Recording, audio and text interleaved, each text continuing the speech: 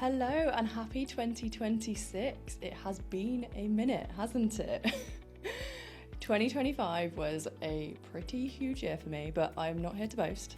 I'm here to show you that it is possible to have full, busy lives without burning out. And I'm talking 11 countries, 2 weddings, 2 house moves in 1 year busy. Like busy. In this episode, I'm going to be sharing how on earth I not only coped, but had my biggest revenue year and most joyful year to date. And if you listen to the end, I'll be sharing 3 secrets that you can implement straight away to make your 2026 your most abundant and joyful year yet. Welcome to the Calm Your Nervous System podcast. I'm your host, Jenny Adams, somatic ADHD business coach, and this is a space for you if you're a sensitive, neurodivergent, heart-led business owner who wants success without burning yourself out. Here we blend nervous system regulation with trauma-informed business strategy so you can increase your impact in a way that actually feels safe, sustainable, and aligned. You'll hear practical tools, honest behind-the-scenes conversations, mindset shifts, and a good sprinkle of spiritual woo, all designed to help you put your body first, trust yourself again, and create more ease, energy, and abundance in your life and business. I'm so glad you're here. Let's go calm your nervous system. So it has been a while, everybody, and you might notice that the podcast has had a little bit of a refresh. And there's a reason for this, because lots of things have changed. I don't think I recorded an episode since September, and I'm recording this in January. So one of the reasons, which I am going to go into today, is perfectionism. So I may talk to my clients about perfectionism all day. I have definitely had my own moments of being a bit of a perfectionist. And the reason the podcast hasn't been released in a few months is because of that. So I'm challenging myself to do this imperfectly. So instead of having the amazing editor and having everything recorded in Riverside and all of the ums and the pauses and everything being edited out, which, yeah, is incredible, but we're human. We are. we have pauses. We lose our train of thought.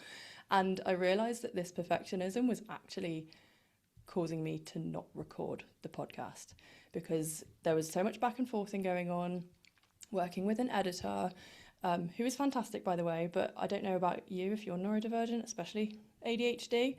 If you have an idea, it needs to be done like yesterday. And by the time you kind of plan notes for a podcast episode, you find the time to actually record it, you send it off for editing, it comes back, you need to write show notes, all of those things. I realised I was just going into a bit of a freeze state and then not enjoying what I'm doing. And why are we doing anything if we're not actually enjoying it? And I'm not just going to talk about perfectionism in this episode, but I'm also going to share a little bit about what 2025 looks like for me and how I did so much fucking stuff last year and didn't burn out. And I know the me maybe 5-10 years ago would have just laughed in my face if I said I've done all of these things.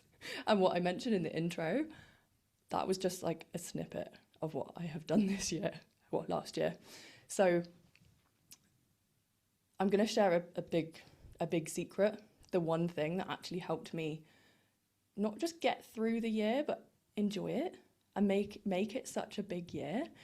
And I mean, like I said, we got married twice last year. So we had a small ceremony in St. Lucia in March with just the parents there, which was beautiful.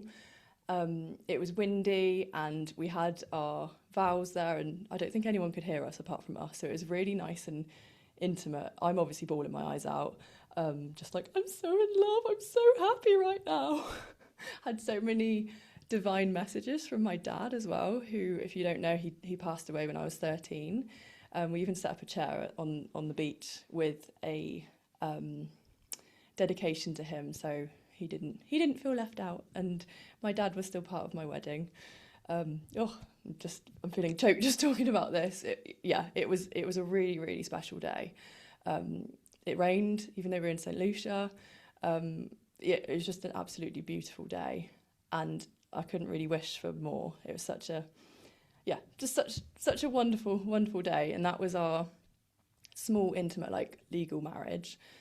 And we then got married again in August, back at home, back in the UK. And this was lovely because Nate's sister did the reading for the wedding. We didn't have like a celebrant. She just did a really nice reading for us. And all of our friends and family were there.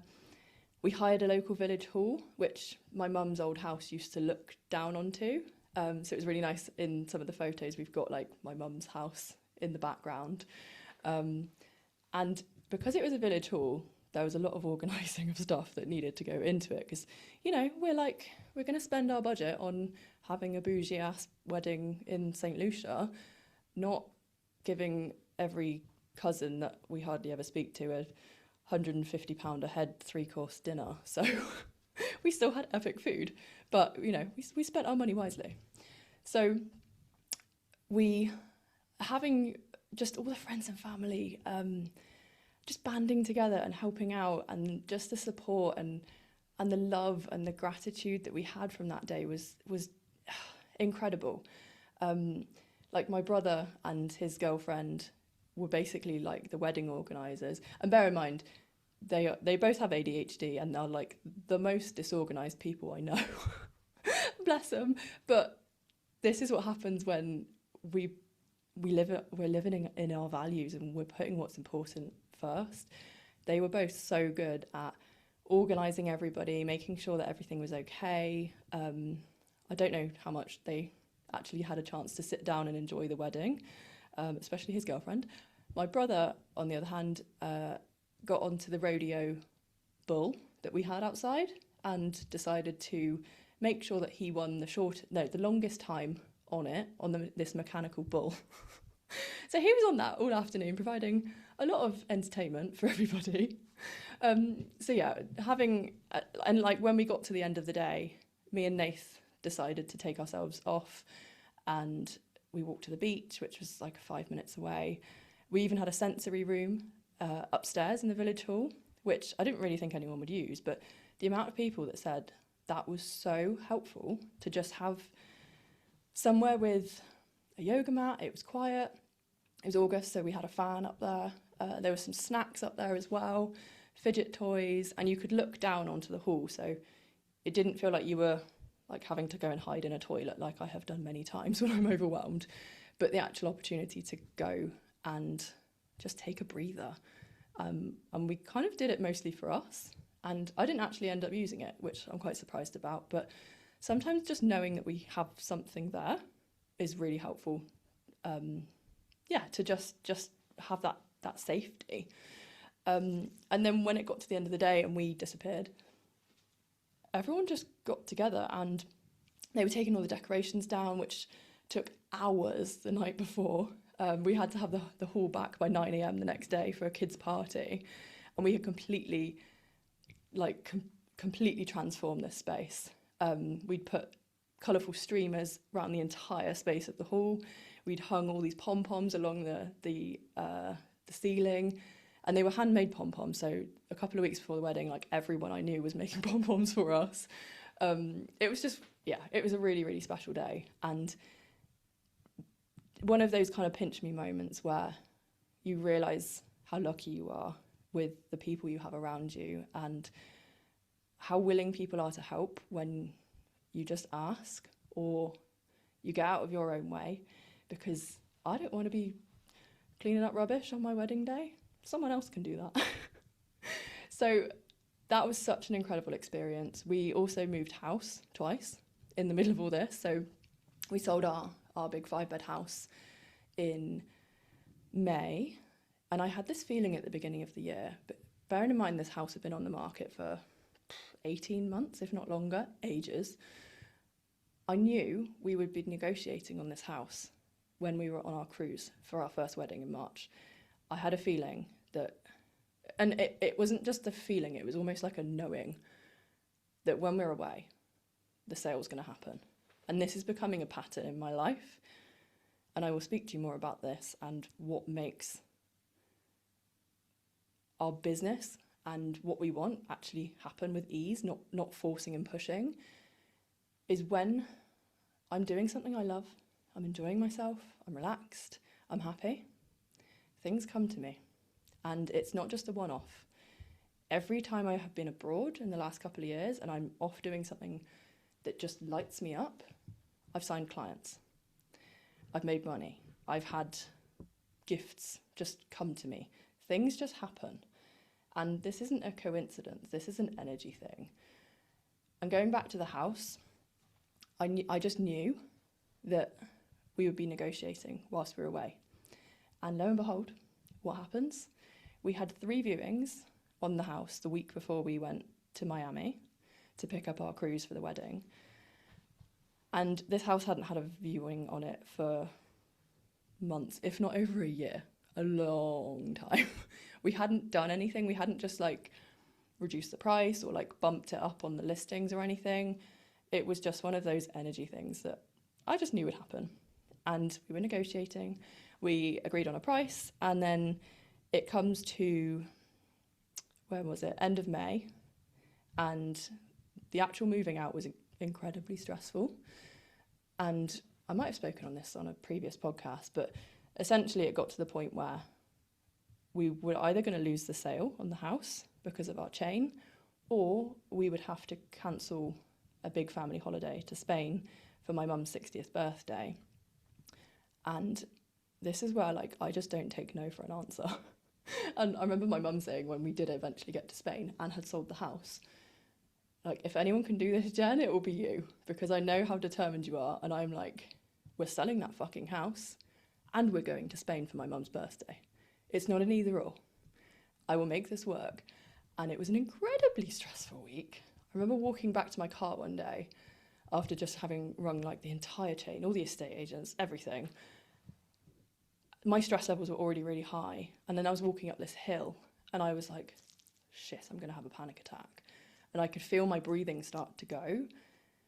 And this is why it's so important to actually be understanding and able to regulate our nervous systems, because otherwise that would have just turned into a full-blown panic attack, walking up a hill.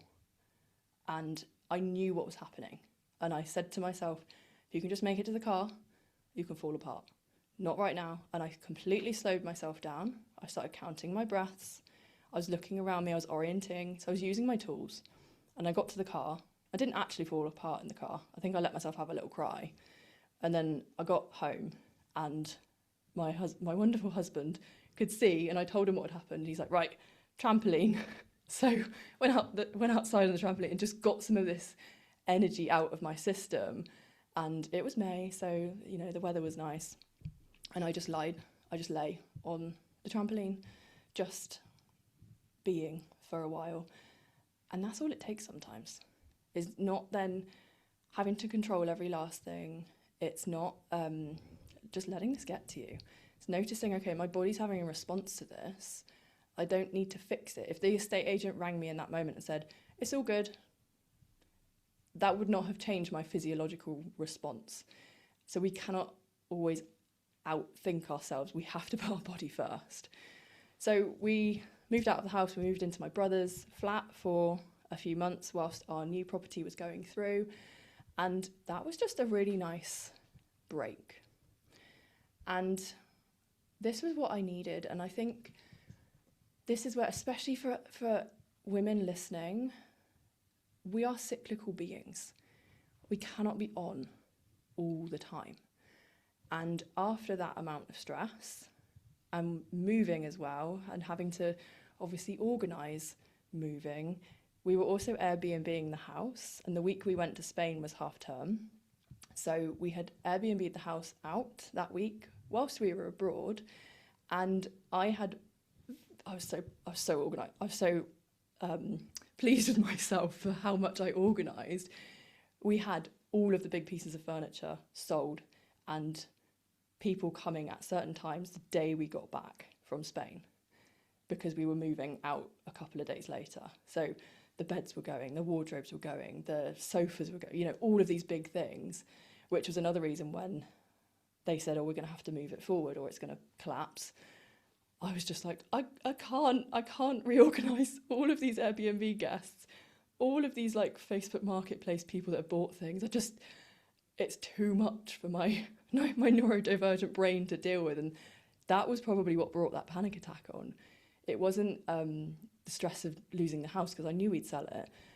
It was all of these things that took me so much effort to organise, as well as running a business, that I was just like, no, I am not reorganising all those people. Go and figure it out, make it work. So we had that on top, and I didn't burn out. I listened to my body. Once we had come back from Spain, we had moved, we'd gone into my brother's place, and I think because it wasn't somewhere new, like, you know, if you move somewhere new and you're like, oh, we can put this in the kitchen and we can paint the lounge this colour, and, you know, let's go to IKEA or the sofa shop and put this, we're going to get a new sofa and put it here. And we didn't have that. So we weren't going straight out of one stressful situation and into another. We just had this pause because my brother was selling his place. It was empty and we needed somewhere to stay for a few months whilst our place went through. So win-win. And I basically did the bare minimum for 2 or 3 months. I saw my clients. I was out walking every day. I was moving my body in some way and just really looking after myself, really just taking it easy, chilling out. Wasn't in launch mode, wasn't trying to create something. I felt a little bit creatively blocked because I think my body just needed a break. And at that time, I also signed up for a 6-month mastermind with a coach in Australia. And this was one of those, oh, should I? Like, life's really busy right now. I don't know if I'm going to have the headspace for it. But actually, that was just the soft landing that I needed to go into a change, not having to like force things out and push myself, but allowing myself to just let it come. And it came back. That creativity came back. And I really enjoyed those few months just doing the bare minimum. It proved to myself that my business, my life didn't fall apart because I wasn't pushing and launching and creating all this content and like doing all these things. I was just living. And it meant that me and Nath could go out for dinner a couple of times a week.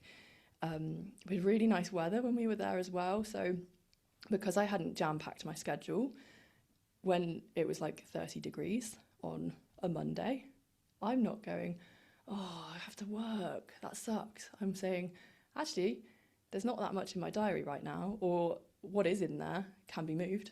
So I'm going to go sit on the beach for the day and get some vitamin D and enjoy my English summer, because who knows when it's going to be 30 degrees in the UK again, and I need my sun. So having that pause really helped the last quarter of the year. And I launched the Limitless Circle in October. October was my biggest ever. Yeah, I think it was my biggest ever revenue month I have done. It was also the month that I decided that I am going to create something that's been on my vision board and make it reality. And it's so important to have these, to have big dreams, to have visions, and to not just say, oh, I want more money, for example, because you can ask for more money and then there's 2p on the floor on your walk home. Well, the universe has given you 2p, you know, it's given you more money, but this is where we need to get specific with what do we want more of? And I specifically had on my vision board that I think created in January or February last year, I had this picture of a pink Tesla Model Y, and it was one of those, well, we've moved house, I don't need a car, I can walk everywhere, we're in a town, there's a train station here, I don't need a car, but I wanted one. A car to me is freedom, it's where I listen and sing to music and cry and scream and dance, and I'm a safe driver, don't worry. And I have just always been a bit of a petrol head, and, well, I don't know what you call electric heads. I have an electric car now. But I was that 10 or 11-year-old kid that would take my dad's car magazines and I would go through and cut out. I always wanted a Mini, and then I've had 3 Minis and they all broke, so don't buy a Mini. But it was one of those things that I just love cars. And my dad was an aircraft engineer. He was obviously an engineer, so he was always fiddling with his cars. I think I've just got that engineer brain as well. It's almost like my connection to my dad. And however much I've tried to just be one of those women that just has a little runabout A to B car, that's just not me. It's just not me. I am not one of those, oh, I need a such and such car for status, look at me. I just genuinely enjoy having a nice, luxurious, fast car that I can put my foot down on, that handles well, and also just the luxury mod cons of, like, it's January at the moment, it's freezing cold. I can defrost my car from my phone, I can get in and the seat's already warm, the steering wheel is warm, it has like fun you can play on the screen as well, so when you're charging you can like race other drivers, not that I ever do that. My nieces love this. And you can like watch YouTube on it, you can watch Netflix, so that's what I do sometimes if I'm charging. It's just a fun car. It's great. So I had this pink Tesla on my vision board since the beginning of 2025. And it's a one-day thing. I would like to have one. And then in June, we went down to Cornwall to see some family. And it was on the way down there that I had a Tesla Model Y before, but it was a lease car. And it was going in July. It was going back to the lease company in July. And I decided, okay, well, let's see how I get on without a car. Don't really need one. So we were charging the old Model Y at the services. And what pulls up behind us but a pink Tesla? And it was a Model 3, and it was matte, but it was pink. It was close enough. And this is all it takes for our subconscious and our nervous system to show, oh, if someone else can do this and have this, I can do the same. This isn't impossible. If someone else is able to do this, why not you? And we were just talking to her, and I think I've taken some pictures of this, and I sent it to my mastermind group and said, I'm going to have one of these soon. And it got to later on in the year, and that little nudge was getting bigger and bigger. The seasons were changing, and I was struggling to cycle everywhere, and just having the freedom to go anywhere, I was a lot more limited. And then the executive functioning of, okay, well, if I want to be here, I'm going to have to walk to this place. I'm going to have to borrow Nate's van. Where's Nate today? How much time have I got? If I get the train, how long is that going to take? Do I get an Uber? How long is that going to take? Just all of the organisation, instead of just walk out the house, get in the car, go where you need to go. And I realised my most precious asset is time. My dad died when he was 49. Like, one of my best friends is older than that, and it just blows my mind just how short life is. And I was thinking, why am I wasting so much time with all of this cognitive pressure and organisation when my time is not best spent waiting for a bus or trying to wait around for an Uber, trying to organise, how do I get somewhere that would take me 10 minutes in the car, but I can walk 15 minutes to the train station, get a 10-minute train, walk another 15 minutes, just get in the fucking car, takes 10 minutes. So I decided I'm going to get this car. And it was a bit of one of those like, am I really? I think I'm deciding this, but oh fuck. And for a good 2 weeks, I reckon, I was starting to look into, how do I make this possible? How do if I want it pink, what colour pink? I went and got my nails done. And she gave me a lovely sparkly pink, and I was like, oh my God, I need that colour on this car. And I think that was what started it, actually. So I looked into, okay, well, how much would it cost to get it sprayed or wrapped? What would I do? Let's start looking into this. How much would it actually cost? If I'm going to get it wrapped or sprayed, I need to buy the car. Okay, well, how much are they and what kind of spec do I want? What miles does it have on the clock? All of that. And I started to look into this and realised, actually, that's not that insane, price-wise. And this is where, when we get trapped in, I can't afford it. Well, how do you know? Have you actually looked into how much this might cost you? Or are you just telling yourself and staying stuck in, I can't afford it? And also, that is such a limiting mindset and belief to have, because you probably could if you wanted to, but one, do you value this? And two, can you start to change your outlook and what you're saying into something like, actually, I don't value this right now, or this isn't that important to me, or I'm using my money on other things right now, instead of, I can't afford it, because it just keeps us stuck and trapped. And getting that car was such a big mindfuck. It's the only way I can think of saying it. I was doubting myself so much. As soon as I made that decision to say I wanted it, obviously then all of the limiting stuff comes in.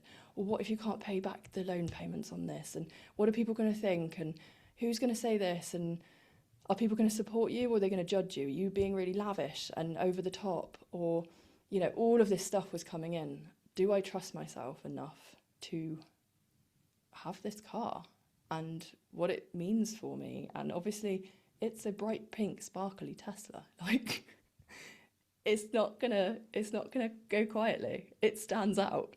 Am I prepared to step into that? And this is the authenticity that I'm always talking about as well. Do you back yourself as you, not the masked up you, but the actual, real, authentic you? And I had so many messages from my dad in those couple of weeks between looking at the car and then actually going and finding the car, whether I should do this. Like, registration plates with his initials on, being picked up in Teslas, like weird stuff was going on with power. There was so many of these like little small messages that all on their own would have been a bit of a coincidence, but put together, there was lots of these messages. And I remember the day before we went to get it, and we didn't tell any family or friends or anything. We bought it from Milton Keynes, and we live in Weston-super-Mare, so it was a good 4 hours on the train. It was a bit of a big journey. In the morning, we very last minute decided, fuck it, let's go up to Milton Keynes and test drive this car. I was in the shower, and I just remember this full body feeling of pride from my dad and my grandpa, who both love their cars. And my grandpa was always the one that, as soon as I bought a new car, I would drive down to Cheddar, where he lived, and take him out for lunch or dinner in my new car. And he would always love seeing all the gadgets on the cars. And when I got my first Tesla in 2020, I got it 2 weeks before he died. And we were in lockdown and we couldn't see him. But I remember my mum going over and telling him about this, and him just being like, so it's electric? How does that work? And my grandpa was a lorry mechanic for years. He understood obviously the mechanics of engines. He was just completely baffled by what is this thing Jen's driving around in? And I could just feel this pride on that morning of my granddaughter, my daughter, she's gone and she drives a pink sparkly Tesla. And yeah, that was just the moment of they've got your back. The universe has got your back. Don't let fear win here. Go and do it. And don't worry too much about the how. Look at the why This is really important to you. Go and do it. And I didn't realise when I actually decided to get the car and picked it up, and I've been driving it around for a few months now, the amount of joy this brings to other people. Like, I didn't buy it to show off, like, oh, look, I've got a pink sparkly Tesla. But obviously it stands out. And the amount of especially little girls that I've seen when I'm sat at traffic lights and they're pointing out the car and you can just see the grins on their faces, and like teenage girls that, you know, they're all trying to be cool and they see the car and you can see this like childlike joy in their face, even though they're trying to be cool. And it's pretty amazing to show the younger generation, look at what's possible. Look at what you can do if you want something enough and you put your mind to it.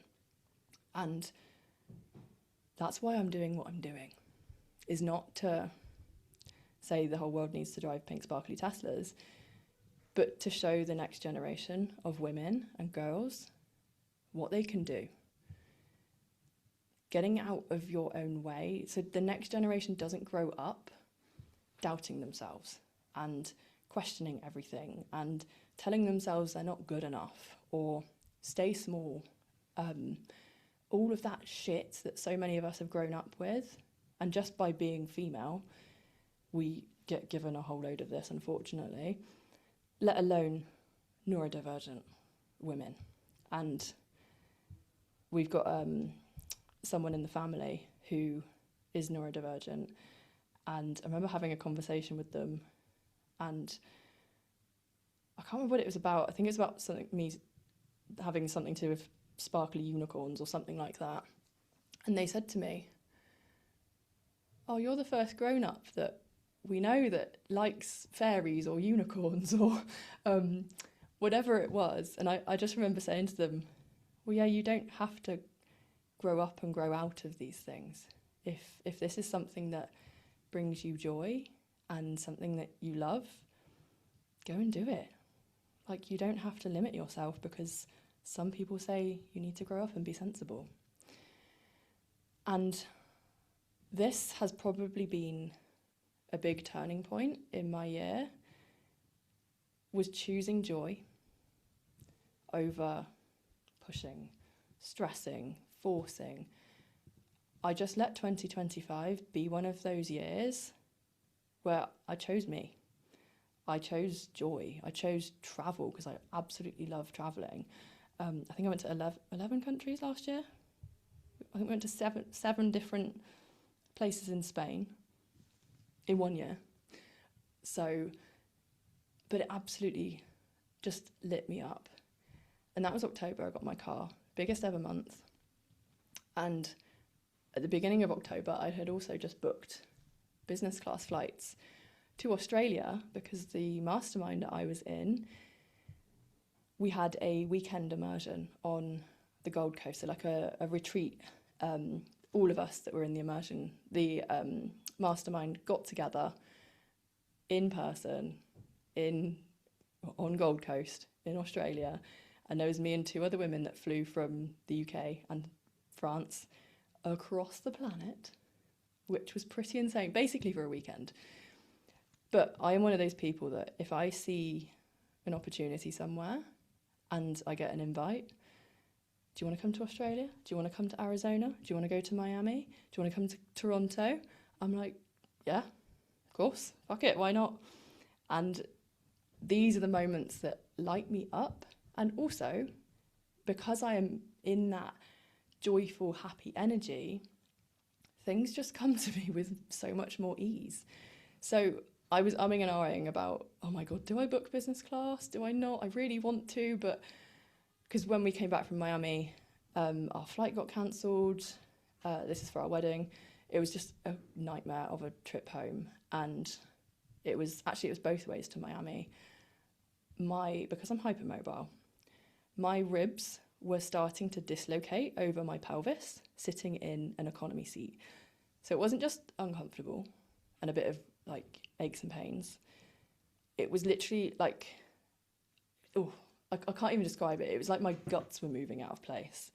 And obviously you can't sleep when your body's quite literally falling apart. because the connective tissue that's holding you together is just kind of melting when I'm trying to sleep and trying to relax. It relaxes too much. So I had said to myself, if I'm going long haul again, it has to be business class, and not just, the fancy premium economy. No, I need to lie down. I need a bed. The same way I wouldn't book like an EasyJet or a Ryanair flight when it's 20 quid. I will always put a suitcase on. I will always pay for a seat so I can sit next to my husband. Those things. This is just the upgrade now, that if I'm going long haul, I won't go unless I can be comfortable. And oh my God, it made the world of difference being able to go all the way to Australia via China and be able to lie down and be comfortable. It wasn't, it was lovely to have someone there offering you a glass of orange juice or water before you even take sat down. It was nice to have the lounge and the nice food and the tablecloth and all of those things. Yes, lovely. I wanted the bed and to be able to lie down flat and be comfortable and sleep as best as you can on a plane. Worth every penny. And it was one of those decisions that, again, I had been looking at doing this for a while, but it's a good few grand booking business class to Australia. When I took the jump, I made that money back in 4 days. And this is what happens when we're doing something that is in alignment with our values. The car, the travel, they aren't flashy things I do to show off. They are things that absolutely light me up. I said before, my dad was an aircraft engineer. I'm so thankful that before he died, we travelled so much. We saw so much of the world together as a family, and you just don't know how long you have. And I'm just so thankful, but it's also given me this travel bug that I'm not one of those people that can just stay in one place for a long time. I love travelling. I love exploring new places. I love seeing the world, seeing different cultures, how different people live. I think it just makes our life experience so much richer when we can see the diversity and the difference and the beauty that being different brings to everybody, culturally, food-wise, how different countries are, the heat, just how they do things. It's just something that lights me up so much. And that is one of my values, is travelling. So that's what I spend my money on, is travel. And it always pays itself back. 4 days it took to get that money back from my business. Because when I'm choosing myself, when I am choosing joy, and it's not at the detriment of somebody else, no one else has to suffer by me making these choices, they are very much in alignment with my values. They make me happy, they bring me joy, and that's what life is all about. And I've said this already today, but the more you can choose joy, the more you can choose happiness, and getting really clear on your values, the easier, the quicker you magnetize things to you. And it was going to Australia that helped me get really clear on what I'm doing in my business, who I'm working with and supporting best, not being such a perfectionist as well, and just having so much fun out there as well. But it was that experience just elevated me so much. I felt like I'm already quite a authentic, bold person anyway, but there was still some stuff under the surface that I'd question myself on. And I think it was going there and having just bought the car and just having such a fuck it couple of months. And I mean that in like, just what's the worst that can go wrong? I'm just going to be myself and just see what happens. Like, let's just fucking try it. People already think I'm mad that I've bought a pink car. They already think I'm mad that I'm going halfway across the world for a weekend. They already think I'm mad because I'm going business class. Just fuck it, I might as well go and enjoy myself and be me, because they're going to judge me anyway. So I might as well just be myself.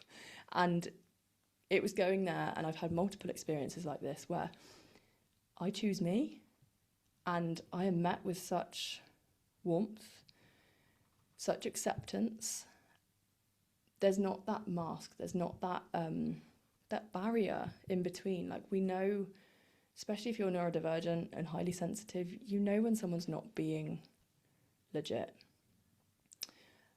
And we had a photo shoot out there and had my hair and makeup done, and had these absolutely gorgeous dress that one of my bridesmaids wore, this Alice Templey piece of art with all these sequins on, just absolutely stunning. We went to a waterfall, so I'm there traipsing through this waterfall with this like £2,500 dress on, and also made me laugh because this Aussie guy walked past me and was like, someone smells really nice, and I'm like, I'm dressed like this at a waterfall and you comment on how I smell. Okay. Okay, cool. Which is also another thing I love about the Aussies, is just how laid back they are and relaxed. And that, for me and the other Brit that went, I remember walking past Burley Head, and it looks out onto the ocean, and we were walking back to my car, which also I hired a Tesla out there, and they gave you an actual key, the key looks like a credit card, but my car's at home. I unlock it with my phone, so if I have my phone on me, I just walk out away from the car and don't think about the key, which is great for ADHD, apart from when you go to Australia and they give you a key. What did I do for the day? Left it in the car all day. The car was still there though, luckily. But here's a free Tesla, anyone want it? So we were walking back to the car, and I had to get back for a PT session because, even if I'm across the world, I'm still making sure I turn up for my PT sessions. And all these people are just sat there looking at the ocean, and the pair of us were like, what are they looking at? Is there something going on? Like, what's happening? And we sat down for a minute and just got into the energy of what was going on. And there wasn't anything going on. People were just sitting there looking at the ocean. I think there was a couple of surfers out, and there was just something that I think twigged in us that were like, we just don't do this at home. And drop a comment or send me a message on Instagram at Jenny Adams Coach. Let me know where you're from, and is this as baffling to you as it is to me as a Brit? And actually, my top listeners seem to be from Australia, so you might be just laughing at me right now if you're an Aussie listening to this that has prioritised being in your life a lot more than we clearly do. Just the whole lifestyle of taking it easy and having time to just be with each other, to watch the ocean, to go for a walk. Yeah, it was pretty crazy that, I feel like I'm a pretty regulated person. I look after myself. I prioritise a lot of self-care. And it just seemed to be so ingrained in the culture in Australia, especially Gold Coast, that, it felt like a big sigh of relief going there. So yeah, absolutely loved Australia, love Gold Coast. I will be back. I don't know when, but I will be back. And I promised you, so in this episode, what are those important things? What are those secrets that you can implement so you can have a year that was as epic as my 2025? And I wonder how your 2025 was as well. Did you do as many big, bold things? Have you looked back and thought, it was an okay year? What do you want to change for 2026?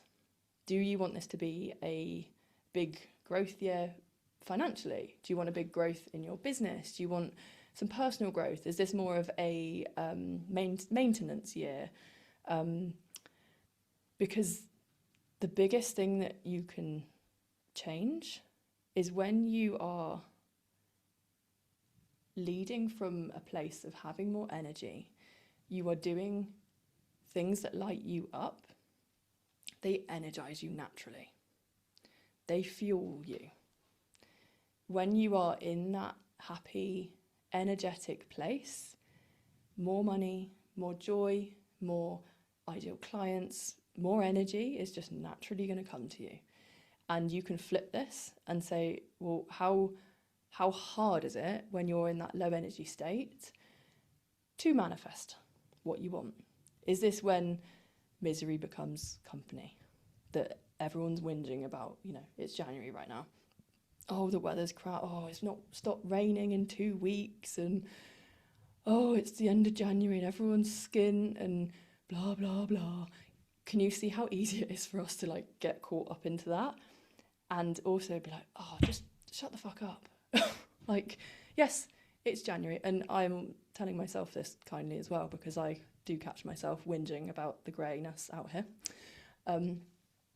But when you are in that more joyful, more energized place, you're just naturally doing the things you love. More of what you love just comes to you. So there's your first tip. Next one is focus on your values. So there's some amazing values exercises you can do online. These are also something that I share in my programs if you work with me. When you are clear on what your values are, and I have shared a few in this episode, when you open your laptop and you've got a whole load of emails and you've got loads of messages to reply to on WhatsApp, and you've also had an idea for something and you want to start a podcast and you want to do this Substack over here, and there's this new class you might want to be implementing in your studio or working with a slightly different client, and you have all these ideas, as we do if we're multi-passionate neurodivergent folks. Getting clear on your values is where you then don't try and do all 10 things at once and then inevitably fail. And then you reinforce that belief that, oh, I can't do anything because I'm just a failure. Is getting really clear. Is this in alignment with my values? And it doesn't mean you then have to say, okay, I'm never going to do that. Because maybe certain things aren't in alignment with your values. And if someone's coming to you and offering you money for something, and maybe it's a corporate workshop or an event to go and speak at, something along those lines, and there's a part of you being like, oh, well, this will get me great exposure, or this could make me some money. But then you realise, actually, the people that are going to be there, they're not your people. So why are you doing this? Yes, it might be some easy money. How much time is this going to take from you? And if your goal for 2026, for example, is to increase your visibility for your ideal clients, then where are they hanging out? And this is where, when you know what your values are, you can quite easily go, well, actually, that's not my place. So, no, thank you. Or, no, I'm staying focused on growing my visibility this year. So, yes, I'm going to say yes to all the podcast requests. But maybe I'm not going to go and start 3 different new programs, but I am going to focus on this instead. So, there's an example. Focus on your values. It stops you getting pulled in 10 different places, stops you getting so distracted. And one thing I do every morning when I'm walking to my office is I will think, what do I want to do today? What do I want to focus on? And I will write that down somewhere, so I then don't get into the office and realise I've left some notes half done, or I open WhatsApp and my team are asking me to check this and check that, or I look on my emails and there's people I need to reply to, and then I'm like, oh, I've not actually done anything today. I've just replied to things and reacted to stuff. So I will ignore all of that, do the thing I said I was going to do, and get on with it. That can all be squeezed in around stuff. So today I decided, yes, I'm in launch mode at the moment, but I've been wanting to get this podcast back out there, and I realise I have been getting in the way of myself because of perfectionism, and I didn't know what platform to record on. Another block for me was also the length of the podcast. I mean, some weeks I might record for 15-20 minutes. Some it might be an hour or more. It just depends what comes out of my brain. So you're welcome. But feeling like I was limited to, you have to do everything in 45 minutes. I would get to the 45-minute mark and then I'm like, I need to wrap this up, and I'm starting to panic now. And it didn't feel good. So I will see how this goes. And let me know if you're enjoying the new format as well. So the second tip that you can use to make 2026 your most successful and happiest year is start to become aware of those limiting beliefs and the fears that are holding you back. And I know, especially in the wellbeing space, we can talk about limiting beliefs all day long. We all have them. And start to catch yourself. And if you want a couple of journal prompts here, pause the podcast, write these down. Just start thinking about what you want more of, and then what you're making that mean. So if you want more money, for example, write down money is. Rich people are. If you want a bigger business, more success, success is. And just see what comes to you. Do not overthink this. Even as you're listening to this, just see what's popped into your head and start to notice those things. Write them down if you can, because that is your subconscious, and it is talking, and it is talking loud, and it is running the show. So you can say all day long, oh no, I don't think rich people are bad. But if something in your subconscious went, rich people are greedy, just bang, straight off the hat, that's what's running the show. So if you want to be rich or wealthy, but you think rich people are greedy, you ain't going to be rich. And with this, you can also then start to reframe, okay, how are you going to be if you become one of those? And this is a conversation for, I will go into this in a lot more detail in another podcast episode if you're interested. But getting clear, what are those limiting beliefs? What are the fears as well? So if I get what I say I want, what am I going to lose? And I'll give you an example here that this was a big block that I uncovered last year, that I was blocking my business, my success from getting bigger and more visible and helping more people, having more impact on the world and more people that need to hear this kind of thing. Because I was scared that if I got too big, too successful, that my husband would feel emasculated or small, or that he wasn't as successful because he at the time wasn't 100% sure on what direction he is going in. He is now, and yeah, he's doing amazing. But that was one of those unconscious beliefs that was blocking me.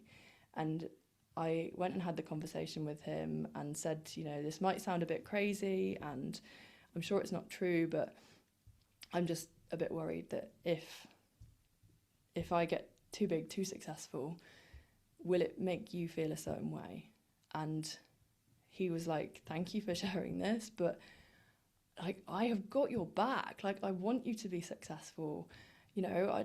I want you to have a bigger impact on people and grow this and support more people, more neurodivergent wellbeing practitioners to hold space for others and break trauma patterns and, go out and be your biggest, boldest self. And I think I just needed to hear that from him. And that belief just gone. Because it was brought to the surface. And our subconscious is incredible. So ask yourself these questions, because your subconscious is running the show. And your subconscious is linked to what's going on in your nervous system. So that subconscious belief in there is telling my nervous system it isn't safe to earn more, to be more visible, to have this impact. It isn't safe to go there, so stay small, stay quiet. And then the final tip to make 2026 a successful and happy year is find your people. And find people that can support you. Find those communities. Find those places that you can go to when you're having a bit of a wobble. You're questioning yourself, and you don't need people to jump into the pity party. You need people to go, you are fucking epic at what you do. You're an incredible person. Get back out there. Like, I love you, but look at how amazing you are. And they will have your backs. They are your cheerleaders. And my mastermind I was in last year, that was that space for me. They were the ones that I could say, I think I'm going to buy myself a pink car, a pink Tesla. And they were like, yes, go for it. Like, of course you can do this. This is amazing. And if I knew there would be certain people in my life, if I went to them, they would come at me with, well, how are you going to afford it? And don't you think that's a little bit too much? And do you really need a car? Well, if you're going to why don't you just get a little cheap runaround? And like, that's not the energy I like. No. And how much time do we spend with those sorts of people that will just reinforce those limiting beliefs? The expansion and the stretching and how quickly that can happen when you get into those spaces, the mentorships, the accountability, the communities where people have a similar vision to you. They have your back. They understand you. How quickly you can expand is insane. When you're getting out of your own way, your beliefs are shifting, you have that support. It is life-changing. So obviously there are free support groups online or in person.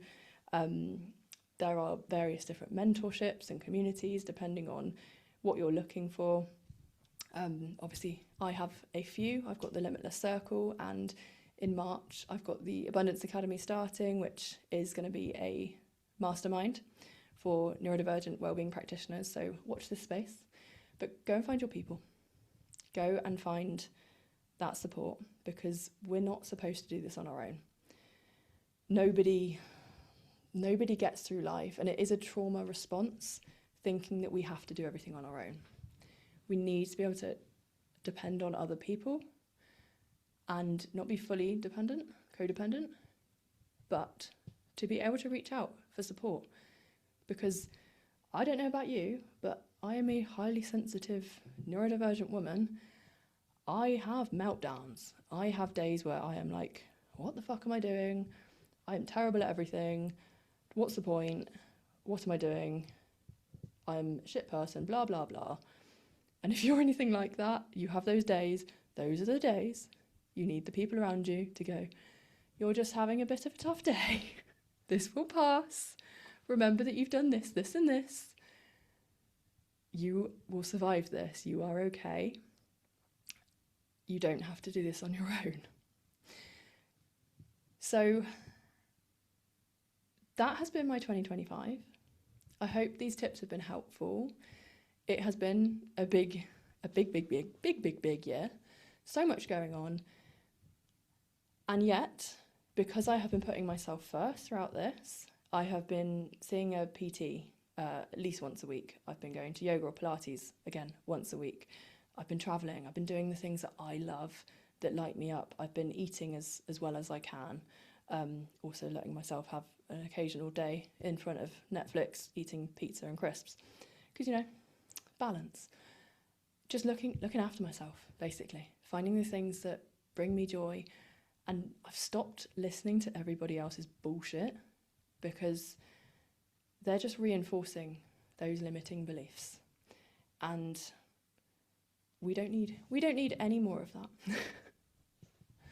So I hope you've found this podcast episode helpful. Obviously, we've had a little bit of a rebrand, so drop me a message on Instagram if you want to let me know what you think of the new format. Hopefully it's all working, because I'm just doing this in Zoom on my own, so fingers crossed this will go out. And if there's anything that you want to pick my brains on, or you would love to hear more of on the podcast, then please drop me a message. I would love to hear, because ultimately I am recording these for you, for your help, for your support. So let me know what you want help with. And I will see you in the next one. Thank you so much for being here and listening to this episode. If something landed for you, I'd massively appreciate you leaving a 5-star review, or share this episode with someone who would really benefit from it. Your support helps this podcast reach more sensitive neurodivergent business owners who are ready to do things differently and increase your impact, with more regulation, more ease, and less burnout. I appreciate you being here, and I'll see you in the next episode.